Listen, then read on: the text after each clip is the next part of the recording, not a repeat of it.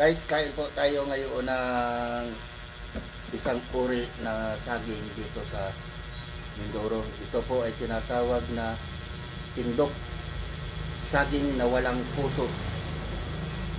Ito po ay pag sumibol at malaki na, pag yan ay tumungo sa lupa, wala kang makikita ng puso.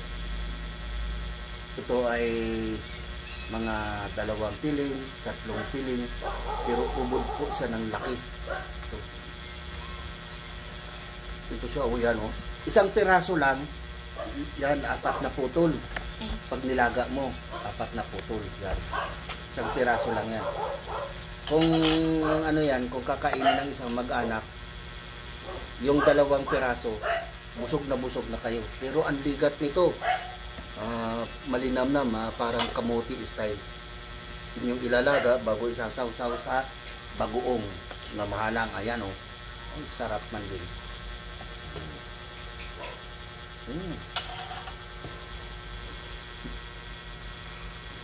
Yummy. Ang halang. Ang sarap. At ito po ay saging na tindok. Maraming salamat po. Please and share and follow. Thank you po. God bless.